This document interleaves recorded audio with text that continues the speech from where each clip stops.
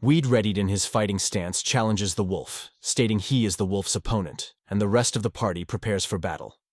Pale gets worried for Weed because he wanted to take on the wolf, which is the strongest monster in the area, and Cloud be considered a field boss. Irene asked Weed to run away because she doesn't have enough mana to cast a healing spell. Ramuna backs Weed by prepping a fire spell, and says that if they were to run away now, they would get wiped out before they got back to the castle. Circa, being a useless crybaby in the back, is blaming herself for getting the wolf to aggro on the party when she was pulling weak monster for the party to defeat. Weed just says to himself that this party really are noobs, and the cleric could even manage her main use and heal the party correctly, and just as he finishes his words, the wolf lunges, taking a swipe at Weed with his claws. Weed attempts to dodge but gets scratched, taking him down to 10% HP with the hit. Pale and Ramuna launch attacks at the wolf, and Ramuna thinks they took it down, but Weed knows better. The wolf jumps out the fire of Ramuna attack and goes for Weed again, but this time he successfully blocks the wolf and then follows up running at the wolf, thinking that this fight isn't going as easy as he thought it would. Just then Circa hits the wolf with a powerful kick right to its face, and she tells Weed that she will help him fight the wolf. But Weed says no, and that they should run away while he takes on the wolf. We all know he was trying to get that solo experience, but the rest of the party stands behind him, ready to take on the wolf. Weed smiles, and tells them that they are foolish to be willing to risk their lives for someone they just might. Weed thinks that if he wants to kill this wolf, there's only one way. The scene changes, and we see the blade of a katana and clay pot filled with water. Then the man wielding the katana gets into an attack stance and swings at the pot, slicing it multiple times in single moment. The clay pot slowly breaks apart, and then water busts out. We learn that the people that were watching him are his students, and they all cheer for him. He soaks in the praise for a moment, then turns to them and tells them that he showed them the attack, and now they must do exactly what he did. One of the students says they can't do that, and the teacher says that if they can't do it, then they must do 10,000 downward swings, and if they don't complete the swings, they can't go home. The teacher speaks to himself, saying that there's been no one good lately and that these guys don't have guts. He remembers one student that he had, which was Weed, and he wonders what he's been doing lately because he hasn't come to the dojo in a while. The scene goes back to Weed, and he tells the party that if he dies, they should run away without any hesitation. He charges at the wolf, slicing downward upon its head, followed by another slash to its body. Chaining attacks together, Weed defeats the wolf. Thinking to himself that it went as he expected by targeting its weak points, he managed to land some critical hits. Barely winning the fight, Weed gained a level up, a skill level, and a new skill, Sculpting Blade. He opens his skill window, and we see all his different skills: Identification 1, Sculpting 1, Repair 1, Handicraft 1, Swordsmanship 5, Sculpting Blade 1. Weed says to himself that he'll have tried the skill out to see what it does, but because of the mana cost, he can't just use it recklessly. Circa comes running to Weed, shouting out his name, and say that was incredible. She thought they were going to die. Ramuna praising him as well, saying she's never seen anything like that before. Pale, shocked by what he saw, asks Weed is his gear is good, and Irene offers to heal Weed's wounds now that she has recovered some mana back. Weed says it was nothing, then asks if everyone is okay and suggests that they get back to hunting. Circa, a bit taken back by the suggestion, asks Weed if he'll be okay, and he replies, of course, now shall we get back to leveling up. The scene changes and we see Weed out of the game, looking at Google Maps on his cracked phone. Irritated, he says to himself that he is busy enough with the game, so why are they telling him to visit? We see a message on his phone, a medical examination alert, stating he should go to the designated hospital by 5 p.m. and receive some psychiatric tests. We all know this guy is not normal. Weed complains on his way to the hospital. We see a massive building as Weed arrives at the location. Looking up at the building, he spots a beautiful girl staring out of one of the windows. She notices him, and as their eyes meet, we hear a car honk. Its horn at Weed and almost bumps him. The people in this manhwa don't know how to drive. He looks back at the window and doesn't see anyone, and he questions if he was seeing things. Then decides to get everything over and done with so he can get back to gaming. We see a sign, Psychoanalysis Department Cha, Yoon-hee, and hear hysterical laughter coming from the room. A concerned lady opens the door and asks the professor what's happening. Still laughing, she tells the lady to come and take a look at the paper she's holding. Looking at the paper, she says, "Isn't this the test before the psychology test?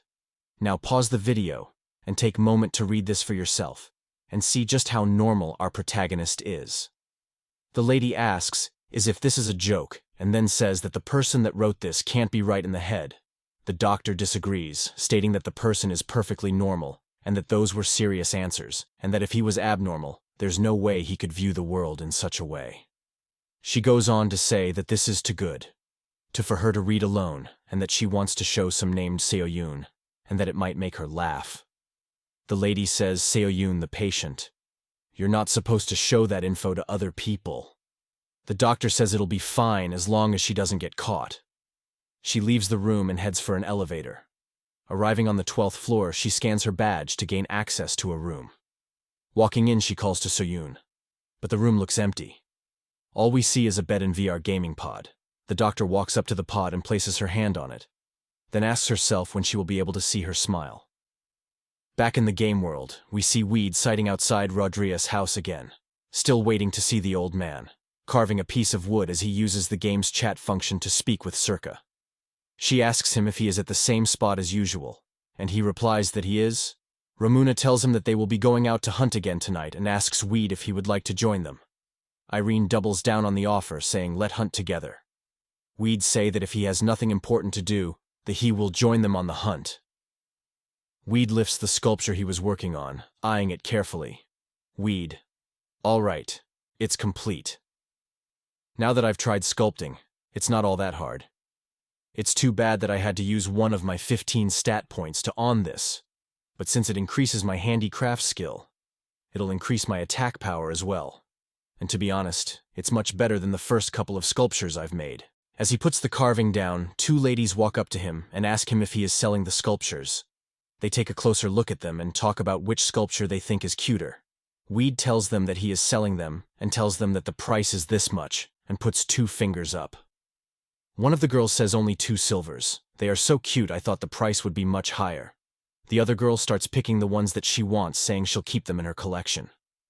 As the girls run off, happy with their purchases, Weed stands proudly and thinks to himself that he asked for 2 coppers and go 2 silvers. Instead, that was lucky. More people start to approach Weed, asking if he is selling the carvings, and one even asks if he takes requests of specific designs. Feeling a bit overwhelmed, Weed tells everyone to form a line so that he may deal with them all one-on-one. As Weed is dealing with his customers, we see a man staring at him from a window. The old man talks to himself, questioning who the hell is that, and what is he doing in front of my house. I haven't been able to take a nice walk in days because of him. May I should order the guards to drive him off. And just then, he notices that the guards are buying things from Weed as well. Weed also notices the old man looking out the window and thinks to himself, the sage is finally at the end of his wits. I'm surprised that he could go for so many days without coming outside. Anyway, let's get his attention. Weed pulls out the blue cloth, waving it in a way to make sure the sage sees it. Rodriguez, with a shocked look on his face, sees the cloth. He notices the color and pattern, recognizing it to be Queen Yvain's handkerchief. He questions why Weed is in possession of it. Weed notices the old man taking more of an interest in him and decides to do something more extreme. He proceeds to use the handkerchief to wipe some dirt off of one of the sculptures he is selling to a lady. The old man gets pissed off, questioning the sanity of Weed for using such a precious object as a cleaning rag. Weed up the ante by offering the handkerchief to the lady. The old man hears this and is sent into a rage, yelling, "Stop right there!" Everyone looks over at the old man, and Weed has a wicked grin on his face, thinking to himself, so this is the sage Rodriguez. The scene changes. It's now evening, and we are brought back to the training grounds, where the instructor is looking over people training, thinking that he loves how hard everyone has been training. He yawns and decides that it's time for him to head home since it's getting dark. Out of the corner of his eye, he notices a shadowy hand reaching for his lunchbox. Drawing his sword, he shouts, "Who dares mess with my lunch?" Only to see Weed. He greets the instructor, and the instructor replies, "Well, look who it is," and proceeds to ask Weed if he managed to meet with the sage, and says, "It seems you're still hungry." Weed tells him that he was able to meet the sage, and asks the instructor to put away his sword. A flashback happens, and we see the conversation between Weed and the sage. The sage says, "So you're here just to ask which class is right for you? I'll tell you. But first, you must kill the monsters in the Lv1 cave. And a lot of monster. If you keep killing them, you will be able to get a class that's fit for you. I guarantee it." Back to Weed and the instructor. We hear the instructor laughing after Weed told him what happened with the sage, saying it is incredible that Weed got the sage out of his house, and Weed tell him that it was as easy as eating a rice cake. The instructor tells him that a good timing that came to visit, and that the expedition to the Lv1 cave is tomorrow, and suggests that Weed rests at his house for the night. Weed weighs the options between going and leveling up or building the relationship with the instructor.